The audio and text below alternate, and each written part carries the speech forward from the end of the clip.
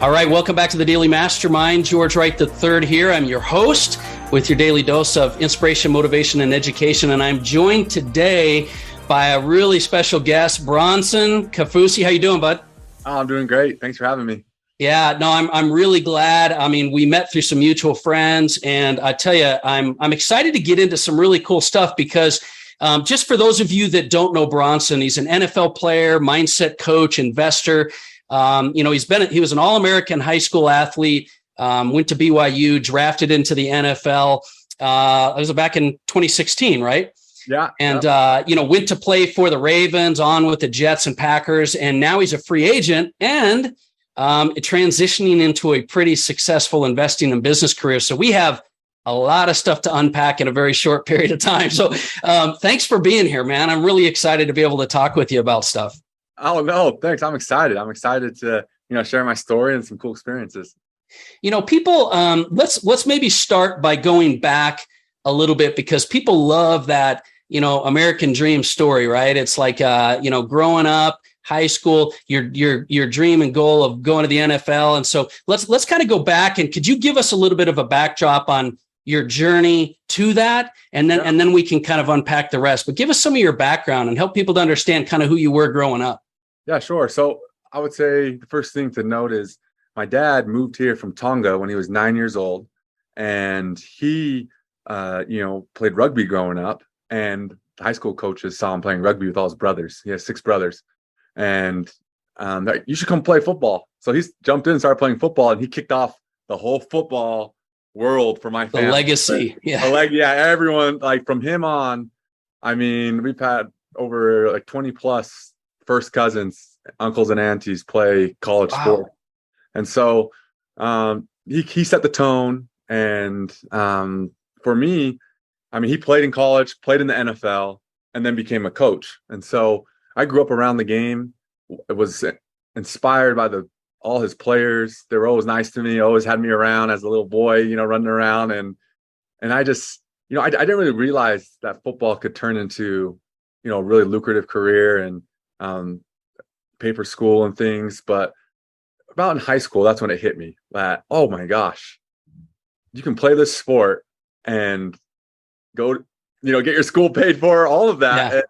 And that's all I thought of it. Each level kind of changed. I get to college and it hits me, oh my gosh, I can get drafted into the NFL. And so did you have, I mean, if he was a coach and a player, like, did you have a real discipline structure growing up, or like, what did you have to do to really kind of, because I don't want to make it sound like, the people are listening, they're like, oh man, they had like 20 people in the family all go to the NFL. I'm sure it's a little bit more difficult than that, but what was your structure growing up? Like, was it just daily discipline type of stuff with the fam, or what? Yeah, I would say there's some principles, like really core principles that, were instilled in me when I was younger. And, a lot of people, this is kind of crazy, all of that family history and things. I was recruited as a tight end, and my dad was the defensive line coach. And my dad, didn't offer me a scholarship because, he's very, he wanted me to earn everything. And he actually became my coach in college. Wow. But because of that, it was harder. I had to go harder every day. I had to do extra. There's no favoritism. When we watch film and I make good plays, he wouldn't really say good job. He was just kind of quiet. And so for me, I took that as, a compliment, because I know, you had to adjust. Yeah. Yeah. So, but it's probably harder on you when you weren't making the good plays. So exactly. And so no benefits there at all. Yeah. So, but you know what? For me, it worked for me because I enjoyed the challenge. I think that's one thing that, separated me was I enjoyed the challenge of, waking up every day and getting the most out of every day and pushing myself every day. And so and it was in everything. And so I think that was one thing that kind of separated me as I was going through high school and, college. I loved all of that. And it was awesome to, be able to experience all that at every level. Yeah. Well, and a lot of times, you're in such a routine. I found this with a lot of really successful people that I know or have interviewed or done business with, is that your mind is so conditioned to success principles and daily rituals. We talk about that kind of stuff here, that it's almost just automatic for you, but people don't recognize and realize the structure and discipline that really goes into play, because it's people that are structured and disciplined make it look easy to a certain degree, right? So, and obviously it wasn't, which kind of leads me to a really important question I was going to ask you. So you get drafted into the NFL, and your rookie year, you break your ankle. Yep. And I would love to know. So you go from this high of being, drafted and reaching kind of a pinnacle of what someone would say is a dream come true. And then you break your ankle. I mean, walk us through that. Like, what happened in your mindset? What did you do? Because that to me would be like a devastating thing when you just hit your dream. What happened there? You're absolutely right. Draft night, it's the high of highs. You get a call on the phone. Hey, this is the Baltimore Ravens. We're drafting you right now. And everyone's ecstatic. Your family, you just can't believe it. It's like surreal. And then to go to, fast forward like 100 days later, 120 days later, and I'm on the ground, my ankle's dislocated and my leg is spiral fractured all the way up. And how did this happen? Was this at a practice or a game or? Yeah, it was during a scrimmage where I was locked up on the end, and then the linebacker came behind me and went airborne and flew right into my legs while I was planted. And so I just heard everything go. And in that moment, I knew exactly right when it happened that my season was done. And I remember the pain that I felt like physically, it wasn't near the pain that I felt mentally, emotionally, because that hole was so dark where, you're just trying to find whatever light you can to pull you out of it. And, for me, fortunately, I've always been in college. I had a mindset training coach, Craig Manning. And because of that training, I had conditioned my subconscious to pull into positivity all the time. And so what happened was, no matter the situation, I've always found the positive in it. So, and it's weird. And it kind of hit me just literally a few months ago when I was thinking about it. I'm like, why am I like that? And it's because I had put the work in, actually, where every day I write down, 3 things that went well that day. And so because of that data, because I'm an analytics major, so I know how data works, and I know how to like change, your finances. You need to know where you're at. So you got to track it. If I want to change my eating, I got to track it. Well, if I want to change my mindset, I got to track it. And so for me, it's I want to pause you there for a second, because I got to ask you, because you hit on something that was huge for a lot of people, and that is, there's a lot of people right now that are struggling, and they have circumstances in their life, right? It might be physical, might be mental, might be a job loss, it might be family. There's suicide, depression rates, off the charts. But the hardest part for most of them is how they have to deal with it in the mindset. So when you said that rang true, because it's like you were physically broken, but the mindset was the hardest thing. And you made a point that I really want to emphasize for people, and that is you preconditioned your mind before you needed to. So you obviously were investing your time in personal development and mindset, I said back in college. And how much do you think that really helped you? Because you said that made a big difference, but had you not been doing that before you needed to do it, do you feel like it would have been just even, 100 times more of a struggle? Oh, it would have been detrimental had I not been training my mindset and training, how to find, the good things each day, how to get the most out of each day, because I just didn't, to me, when that happened, like I said, it was really tough, but literally the next day I'm like, okay, what do I need to do to get better? So I just didn't want to waste time. And I think that's one thing that you gain when you get that mindset, you gain your time, and because you make the most of it. And so I think that, without it, like you said, the preconditioning of it was key. Seriously. Well, so what were you doing? You tend to write down what happened well during the day. What other types of things were you doing at the time to really just kind of overcome the challenge? Were there other mindset things? Were you around mentors or reading books, or like, what was your daily rituals you were doing? Yeah. So I was always, I had a journal, and I'd write in my journal, and I would write down, things I wanted to work on, the things that I did well. And man, that helped so much, because with my mindset, I was one of those guys where I was very, very analytical and very, I wanted everything to be perfect. So Yeah. for me, I had to Yeah. realize, I'm not going to be perfect. Yeah. I'm just not. But see, most people that are like that, I'm very much like that, like perfectionist.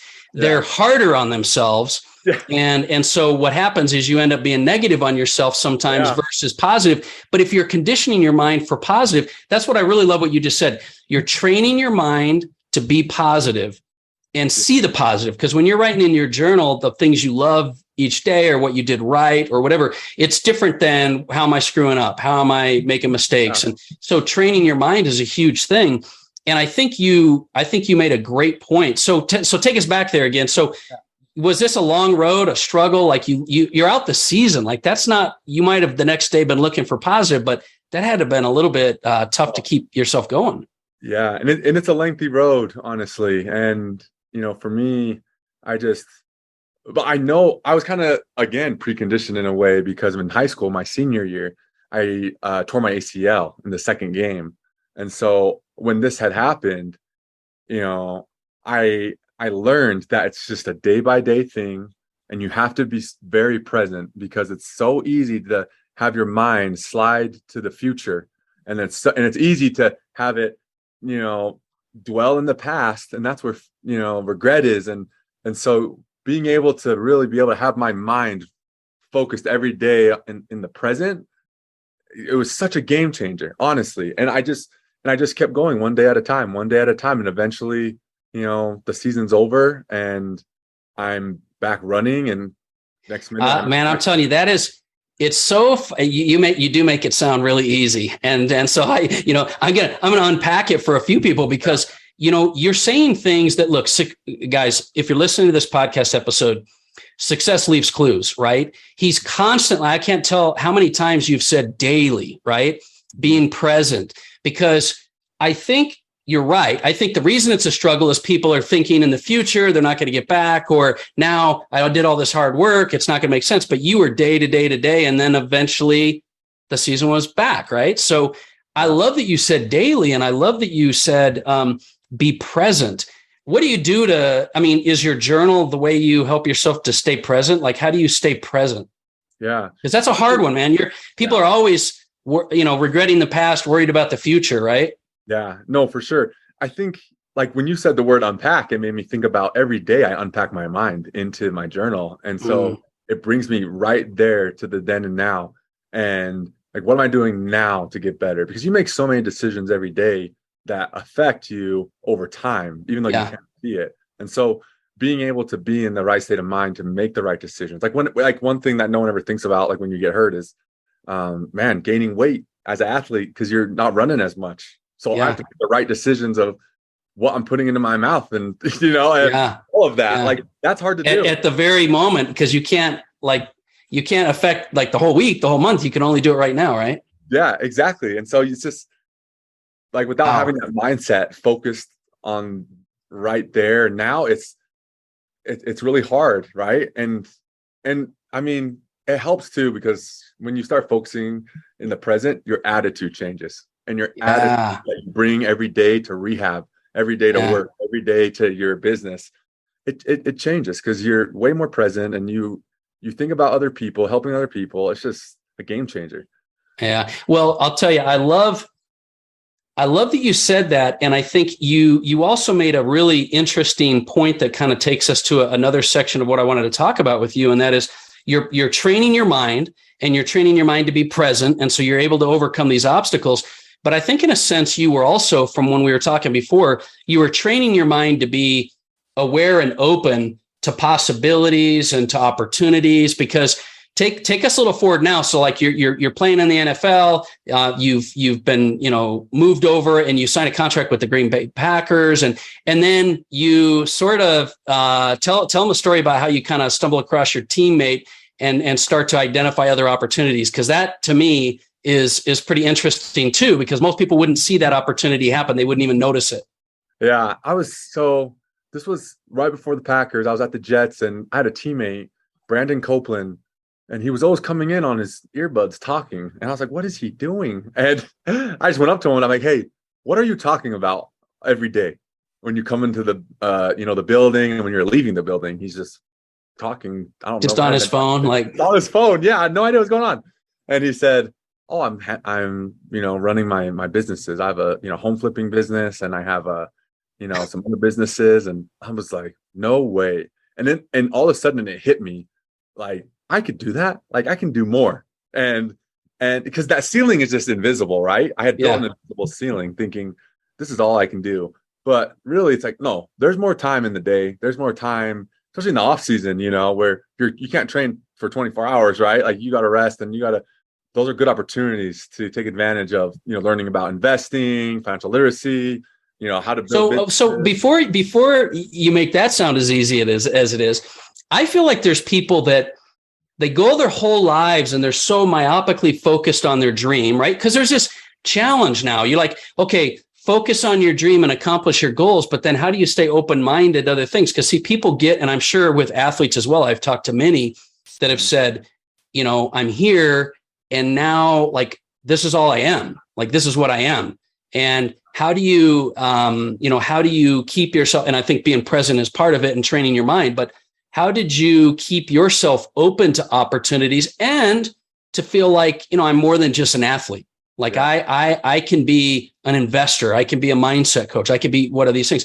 Were you always that way? Or do you think it's back to the conditioning of the fact that you were so open to your mindset and training yourself in a personal growth way that you were open to it? What were you wired that way? Or was it just like, because most people wouldn't have noticed their buddy on the phone. They would have been like, what are you doing? Yeah. For me, one thing that I feel like is one of like I've been wired to see and do is build relationships. And so when I see people, I'm very aware of, people and what they're doing around me and just building, relationships. My favorite thing to do is build relationships. And so when I saw him, walking in, and I just asked him, because that was very common for me, just to be like, "Hey, what are you doing?" And just strike up a conversation. Like, because of that, it opened my mind to, oh my gosh, there's a whole new world out there that I hadn't really been a part of, but it kind of rang true to me in the sense of, oh, I can do this. I was inspired. So did you think that right off the bat, or were you like, man, I don't know if I could ever do that? Like, did you just feel like, no, I could do anything? Or what was your initial reaction? I think for me, the reaction was, is that possible? I like it. Is he really doing it? Like, is that real? And it was, and then I immediately just kept asking questions, asking him more. And I love it. I love that because we're always, our thoughts obviously completely create our life, right? We talk about that a lot on this podcast, but people are like, well, but how do you change your thoughts, right? What's the questions you're asking, right? Because if you're asking, is that possible? What is he doing? Why is it going on? And so I love that you said that, because like I've said over and over, guys, like, listen, success leaves clues. I mean, he's asking questions, opportunities present themselves. So did you, was he just like, dude, stop giving me a hard time? Like, were you just asking all kinds of questions, trying to find out, and that just took you down this other path? Talk to us a little bit about, was there a transition period that you started thinking, you know what, I want to be in business and follow my passions versus being an athlete? Or was that decision made for you in the sense that, like, injuries, or like, how did that transition happen? Because there's a lot of people that are, I think in their life, they've gone their whole life trying to work towards something. And they're maybe at that point where they're like, I maybe either need to do something else, or they're saying something inside me is like, I can have more. I can do something more. Maybe they have confidence issues, but they want to do more. And that was the point you were at, where you were either needing to do something or you wanted to do something. So walk us through that a little bit. Yeah, I think, for me, once I started asking those questions, then my thought process started to go to, let's apply this. Let's take it and turn it into action and see what comes of it, because I don't know. So that's kind of like that leap of faith. I think a lot of people kind of freeze at the edge of the cliff, but it's like, no, just jump. You can learn on the way. And so for me, I just was like, okay, well, let's start investing in real estate. And so, that's where it all started. And I started to get in the Did right. you ever question your ability? Like a lot of people have this like imposter syndrome. They don't know they're confident or whatever. Do you find you have times where you just kind of question your confidence or your abilities to do things, but you just push yourself anyway? Or what do you do with times like that?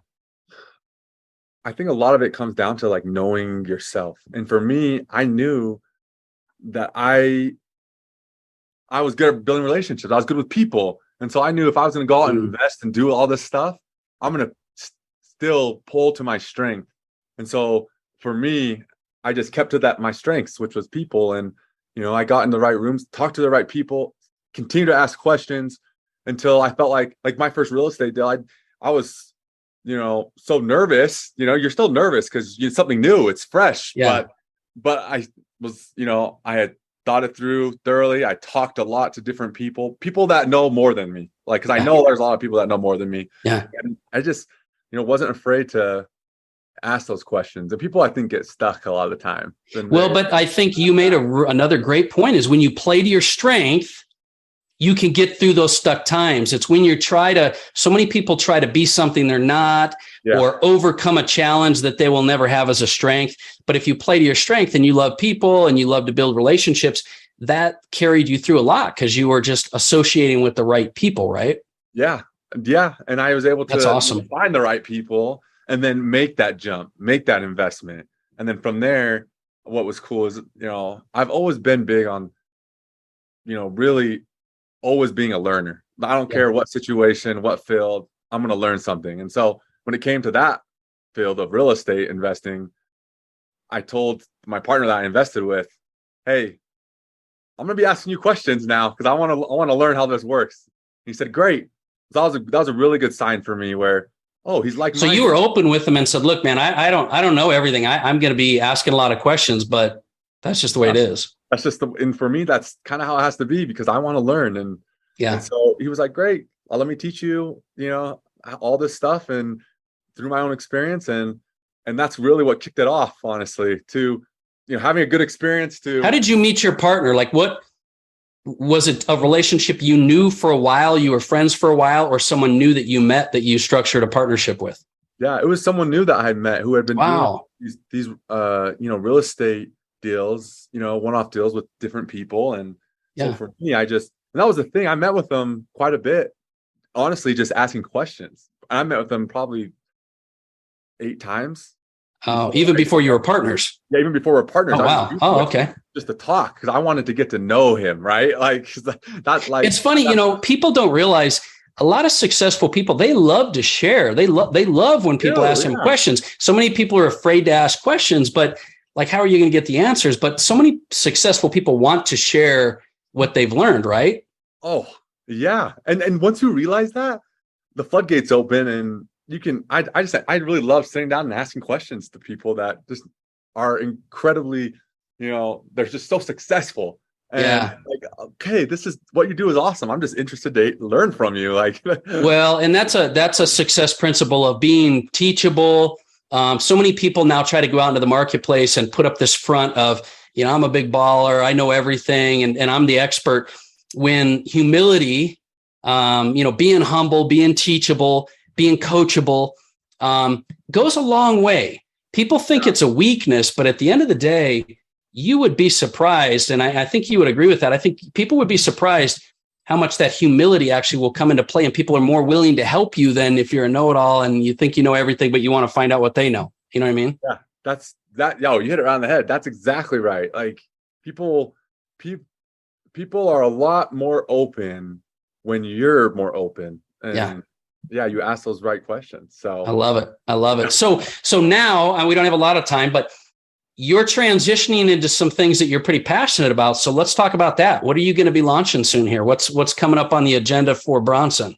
You know what? I'm going to be launching my Young Athlete Society, and I'm launching it with the hopes to help young athletes with their mindset training, but also build their entire ecosystem where you have a place for parents to learn how to be an asset within that ecosystem. Young coaches about teaching, because for me, I've been through, high school, college, NFL, and there are cultures and teams that are way more elite when it comes to coaching. when it comes to mindset training. And so it's all these things I want to be able to provide for, high school kids and younger, their parents. Did you have a particular reason that you went that direction, or was it just you felt like you had the strengths to be able to help kids, or was there a particular reason you went that direction versus just training, for example, or helping NFL players transition into business or whatever? What made you decide to go the route of kids and young athletes? For me, I wanted to go that route because I look back at myself when I was, a young kid and high school athlete, and I was just open to learning. I looked up to, college athletes so much, professional athletes. I wanted to listen to them, but I could never get access. Right. And I had a little bit more access because my dad was a football coach, but I wanted more even. And I wanted to have conversations with them and hear their thoughts and what they do, And so I just, in my mind, I'm thinking, okay, I want to help these young athletes. Let's focus on them where, the lessons that they learn, because there's more athletes that play sports at the high school level. And as you go up, it gets a little tighter. Yeah, right. So it's like, let's take the lessons that you have learned. And if you're done playing sports in high school, well, when you go on to college, you've taken this huge, amount of, life training, mindset training, and let's help you transition it, because sports just teaches you so many lessons that you can take into, other careers.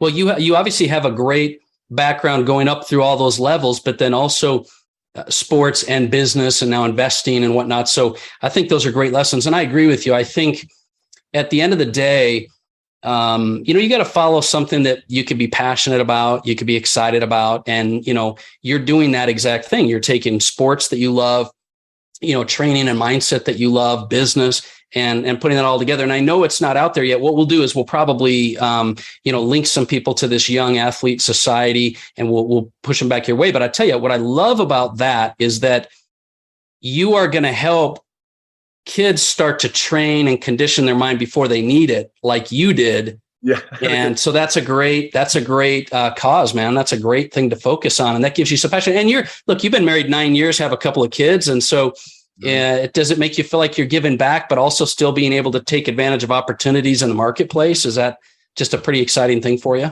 Yeah, it's just, I grew up my whole life being in that space, my dad was recruiting high school kids for years. I used to go with them as a little boy, and I've just been in this sector for so long, and I just want to be able to continue to be, I don't know if my son will play sports. Maybe he does. And I don't know if my daughter will or not. They can do whatever they want, but it's just nice to be in that area helping out. Your kids are how old right now? They're little. They're okay. So they're young. One, but he's starting to play sports. He's on the soccer field. He's like getting a football in his for his birthday and everything. Yeah, that's funny. Yeah. Well, listen. I know there's a lot of things like on the edge. There's things you probably can't even talk about. You're doing a lot of stuff with your real estate, your investing, and also even blockchain, which we don't have time to get into. But I'd love to be able to have people kind of follow you. So where's the best place for them to follow you?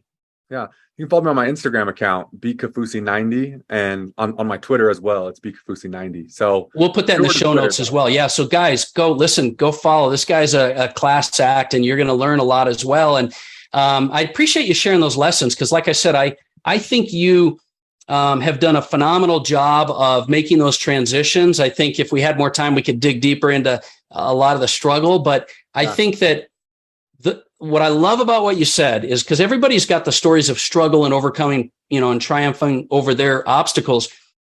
But I love that nugget. I don't know if I've heard people talk about conditioning yourself before you need it, even though that's an obvious principle. I really love that. And I think that it not only conditioned you before you needed it, but then it set you up and opened you up to how you view things, opening opportunities and playing to your strengths and, and your passion as well. So those are all great messages. What else, before we go here, is there anything else you'd like to share kind of with the listeners, or anything else you have going on? Anything else you'd like to add? Really, I just, grateful for everyone that's listening. And I hope everyone just never gives up, because I feel like when times get tough, that's when you got to put fuel on the fire. And so I think that's something I just want to leave with everyone to remember that. Yeah, well, and being present is a great way to do that. I think you hit it right on the head. So anyway, listen, everybody, we appreciate you listening. Hit that like and subscribe, and hit me up on the Daily Mastermind on Facebook or Instagram. Let us know what you're struggling with. Let us know what you're working on.